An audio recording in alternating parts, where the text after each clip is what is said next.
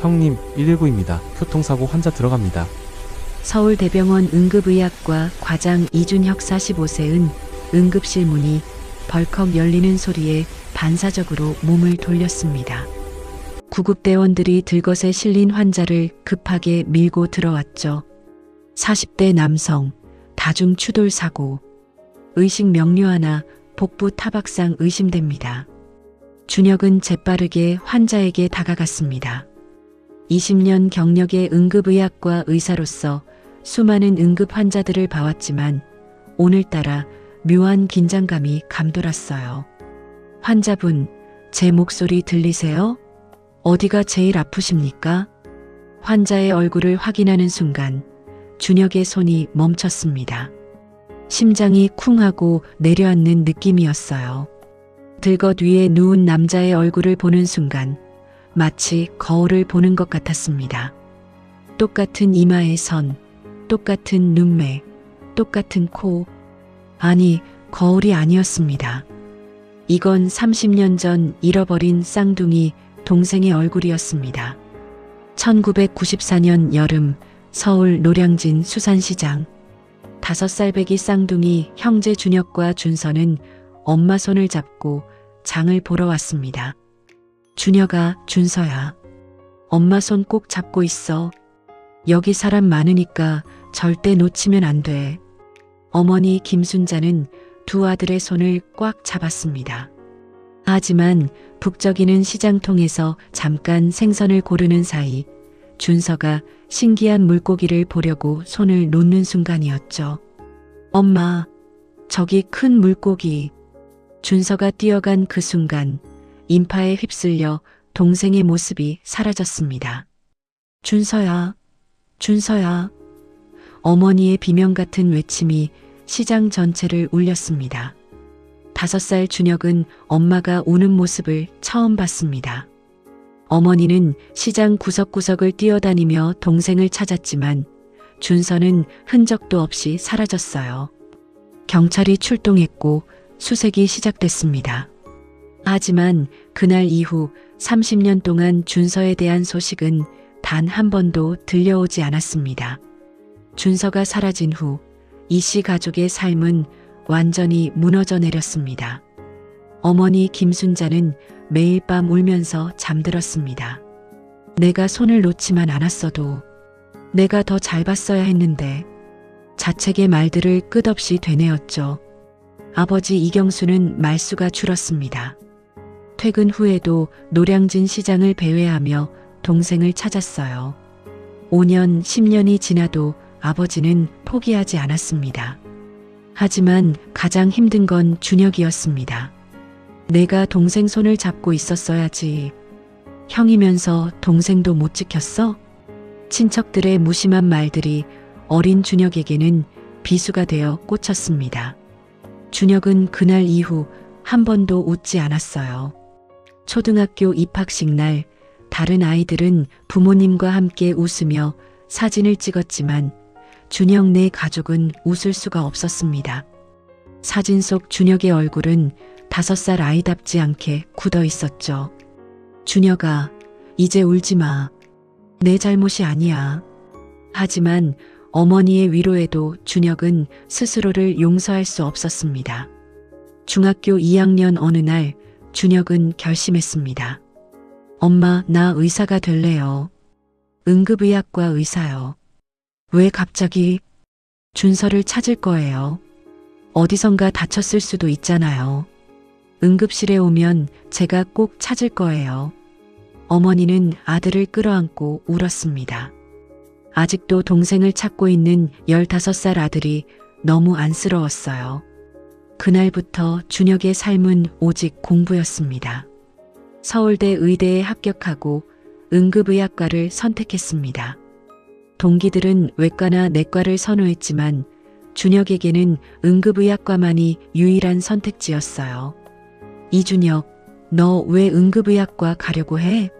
힘들기만 하고 돈도 안 되는데. 내가 해야 할 일이 있어. 준혁은 인턴, 레지던트 과정을 거쳐 마침내 응급의학과 전문의가 되었습니다. 그리고 서울대병원 응급실에서 일하기 시작했죠. 매일 수십 명의 환자를 봤습니다.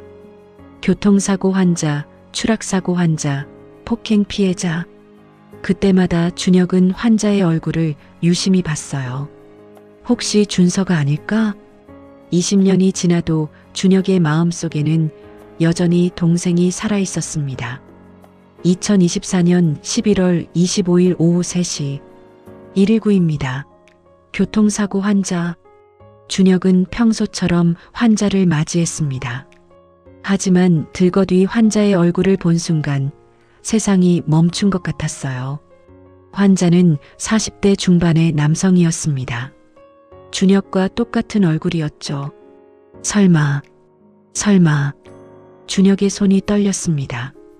하지만 의사로서의 본능이 먼저 작동했어요. 의식 확인, 바이탈 체크, 혈압 130에 85, 맥박 95, 호흡 정상입니다. 환자는 의식이 명료했습니다.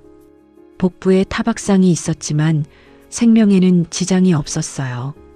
환자분, 성함이 어떻게 되십니까? 김준서입니다.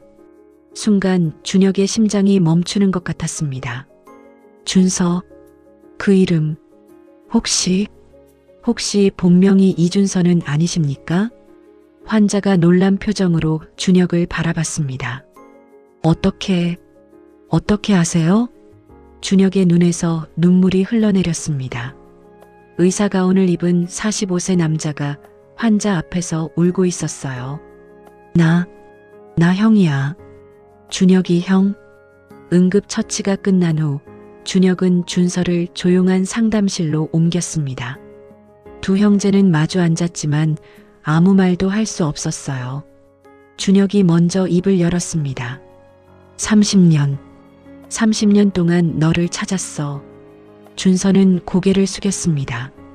그의 눈에서도 눈물이 흘러내렸어요. 미안해요, 형. 정말 미안해요.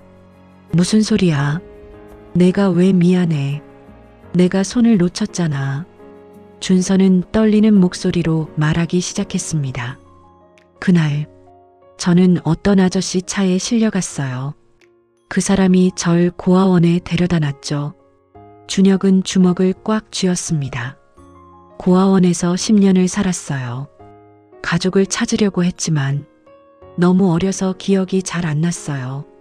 노량진 수산시장이라는 것만 어렴풋이 기억났는데 아무도 저를 알아보지 못했어요. 그럼 지금은 15살 때 한 목수 아저씨가 저를 입양했어요. 김씨 성을 주셨죠.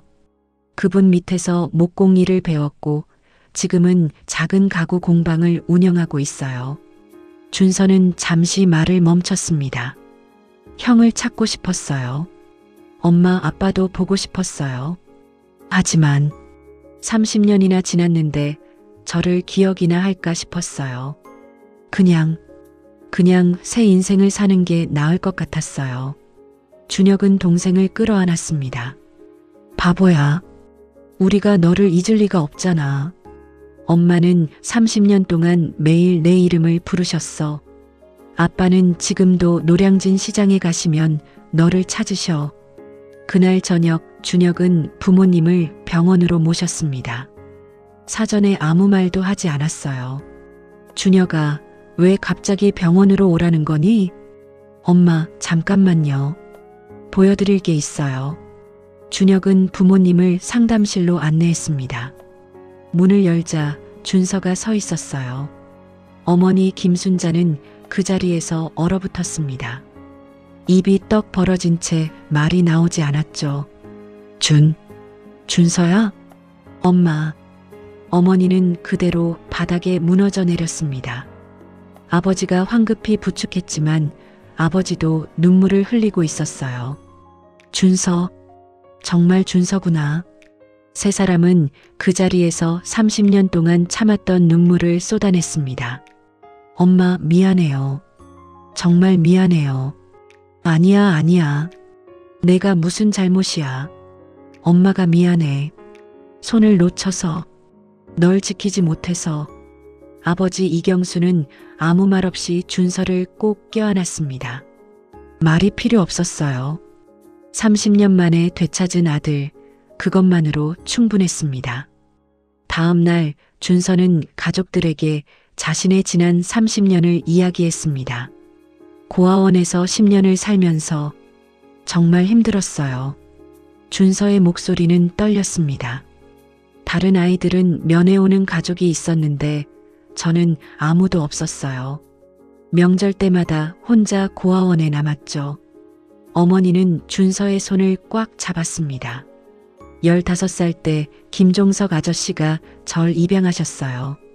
자식이 없으신 분이었는데 저를 친아들처럼 키워주셨죠. 그분은 지금 5년 전에 돌아가셨어요. 암이었어요. 준혁은 동생이 얼마나 힘들게 살았을지 짐작이 갔습니다. 아저씨 밑에서 목공일을 배웠어요. 나무를 다루는 게 좋았어요. 뭔가를 만들어내는 게 저를 위로해줬거든요. 그래서 지금 가구 공방을 운영하는구나. 네. 작지만 제 가게가 있어요. 신림동의 작은 공방이요. 준서는 잠시 말을 멈췄다가 조심스럽게 물었습니다. 형은 어떻게 살았어요? 준혁은 깊은 숨을 들이쉬었습니다. 나는 30년 동안 너를 찾았어. 형, 응급의학과 의사가 된 것도 너 때문이었어. 어디선가 다쳐서 응급실에 오면 내가 꼭 찾을 거라고 생각했거든. 준서는 형의 손을 잡았습니다. 20년 동안 응급실에서 일하면서 수만 명의 환자를 봤어. 그때마다 혹시 준서가 아닐까 했지. 준혁의 목소리가 떨렸습니다. 결혼도 안 했어. 아이도 없어. 너를 찾기 전에는 내 인생을 시작할 수 없을 것 같았거든. 형, 그렇게까지. 엄마, 아빠도 마찬가지였어. 우리 가족은 30년 동안 멈춰 있었어. 내가 돌아올 때까지. 어머니가 두 아들을 끌어안았습니다. 이제 괜찮아. 이제 우리 다시 시작하면 돼. 일주일 후 준서는 자신의 가족을 데려왔습니다. 소개합니다. 제 아내 혜진이고 딸 지우예요. 33살의 아내와 7살 딸이 어색하게 인사했습니다. 안녕하세요. 저는 이혜진입니다. 지우야, 인사해. 할아버지, 할머니, 큰아버지야. 어머니는 손녀를 보자 눈물을 흘렸습니다. 어머, 우리 손녀. 이렇게 예쁜 손녀가 있었구나.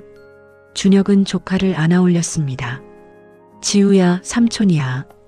만나서 반가워. 삼촌은 의사예요? 응, 맞아. 삼촌이 아픈 사람들 고쳐주는 일에. 지우는 준혁의 청진기를 신기하게 만지작거렸습니다. 혜진이 조심스럽게 말했습니다. 사실 남편이 입양하라는 걸 알고 있었어요. 하지만 친가족을 찾으려 하지 않더라고요. 왜 안 찾으려 했어? 30년이나 지났는데 저를 기억이나 할까, 받아줄까 싶었대요. 어머니가 며느리의 손을 잡았습니다. 그런 걱정하지 마. 우리 가족이야. 이제부터 영원히. 한 달 후, 이 씨 가족은 준혁과 준서의 생일을 함께 축하했습니다. 45년 만에 첫 번째 생일 파티였어요. 준혁아, 준서야. 생일 축하한다. 아버지는 케이크에 촛불을 켰습니다. 45개의 촛불이 환하게 빛났죠. 소원 빌어라. 함께. 두 형제는 눈을 감았습니다. 그리고 함께 촛불을 껐어요. 무슨 소원 빌었어? 비밀이에요, 엄마. 준혁과 준서는 서로를 보며 웃었습니다. 30년 만에 처음으로 함께 웃었어요. 식사 후 준혁은 준서에게 작은 상자를 건넸습니다. 이거 30년 동안 간직했어. 상자 안에는 낡은 장난감 자동차가 있었습니다. 이거 우리가 같이 갖고 놀던 거잖아. 응. 내가 사라진 날도 이거 가지고 놀았잖아. 버릴 수가 없었어. 준서는 장난감을 꺼내 들었습니다. 30년이 지나도 여전히 그대로였어요. 고마워, 형. 이걸 간직해줘서. 3개월 후 이 씨 가족은 노량진 수산시장을 다시 찾았습니다. 여기 30년 만에 오는구나. 준서는 시장을 둘러봤습니다. 많이 변했지만 어딘가 익숙한 느낌이 들었어요. 여기서 내가 사라졌지? 응. 바로 저기 생선 가게 앞에서. 가족들은 그 자리에 조용히 섰습니다. 이제 악몽은 끝났어. 우리 다시 시작하자. 아버지가 두 아들의 어깨를 감쌌습니다. 그날 저녁 준서는 자신의 공방으로 가족들을 초대했습니다. 이게 제가 만든 거예요. 공방 안에는 아름다운 가구들이 가득했습니다. 테이블, 의자, 책장. 와, 정말 잘 만들었구나. 이제는 형을 위한 것도 만들어줄게요. 나를 위해? 응. 형네 집에 책장 하나 만들어줄게. 형이 좋아하는 책들 넣을 수 있게. 준혁은 동생을 꼭 껴안았습니다. 준서를 찾은 후 가족 모두에게 변화가 찾아왔습니다. 어머니 김순자는 30년 만에 처음으로 편히 잠들 수 있었습니다. 매일 밤 준서를 꿈꾸며 울던 날들이 끝난 것이죠. 여보, 나 오늘 꿈에 준서 봤어. 웃고 있더라. 행복해 보였어. 꿈이 아니야. 이제 현실이야. 아버지 이경수는 퇴직 후 준서의 공방을 도와주기 시작했습니다. 아버지, 제가 할게요. 괜찮아. 아버지도 뭔가 하고 싶어. 30년 동안 너 없어서 아무것도 못했거든. 준혁은 처음으로 자신의 인생을 생각하기 시작했습니다. 형, 이제 형도 결혼해야지. 응? 30년 동안 나 때문에 결혼 안 했잖아. 이제 형도 행복할 자격 있어. 그래. 이제는 그래도 되겠지? 1년 후 준혁은 같은 병원 간호사와 결혼했습니다. 결혼식에는 온 가족이 모였어요. 형, 축하해. 준서는 신랑 들러리를 섰습니다. 평생 함께하지 못했던 시간을 만회하듯 두 형제는 모든 것을 함께했어요. 준서야, 고마워. 내가 없었으면 나는 여전히 멈춰 있었을 거야. 무슨 소리야? 형이 날 찾아줬잖아. 형이 응급의학과 의사가 아니었으면 우리 다시 못 만났을지도 몰라. 결혼식이 끝난 후 가족 사진을 찍었습니다. 이번에는 모두가 웃고 있었어요. 사진 속에는 부모님, 준혁 부부, 준서 가족이 함께 있었습니다. 완벽한 가족이었죠. 2025년 여름, 이 씨 가족은 노량진 수산시장에 작은 기념비를 세웠습니다. 1994년 이곳에서 헤어진 두 형제가 30년 만에 다시 만났습니다. 포기하지 않으면 기적은 일어납니다. 준혁은 기념비 앞에서 생각했습니다. 30년. 길다면 긴 시간이었어. 하지만 결국 우리는 다시 만났어. 준서도 옆에 서서 형과 같은 생각을 하고 있었습니다. 형, 고마워. 나를 포기하지 않아줘서. 두 형제는 서로를 바라보며 미소 지었습니다. 말이 필요 없었어요. 어머니와 아버지는 두 아들의 어깨에 손을 얹었습니다. 우리 이제 진짜 가족이야. 영원히. 저녁 노을이 가족들을 비추고 있었습니다. 30년 만에 찾아온 평화였죠. 준혁은 응급실로 돌아갔고 준서는 공방으로 돌아갔습니다. 하지만 이제는 달랐어요. 더 이상 혼자가 아니었습니다. 서로가 있었으니까요. 그날 밤 준혁은 일기를 썼습니다. 2025년 7월 20일. 오늘로 준서를 찾은 지 정확히 1년이 되었다. 30년을 기다렸던 시간에 비하면 1년은 짧지만 이 1년이 내 인생에서 가장 행복한 시간이었다. 응급의학과 의사가 된 이유는 준서를 찾기 위해서였다. 그리고 나는 해냈다. 기적은 포기하지 않는 사람에게 찾아온다는 것을 배웠다. 이제 나는 행복하다. 완전한 가족이 되었으니까. 준혁은 일기장을 덮고 창밖을 바라봤습니다. 별이 빛나고 있었어요. 준서야, 잘 자. 내일 또 보자. 그리고 준혁은 30년 만에 처음으로 편안한 마음으로 잠들었습니다. 이 이야기는 우리에게 묻습니다. 가족이란 무엇일까요? 피로 이어진 관계일까요? 아니면 마음으로 이어진 관계일까요? 30년이 지나도 잊지 않는 사랑. 그것이 진정한 가족이 아닐까요?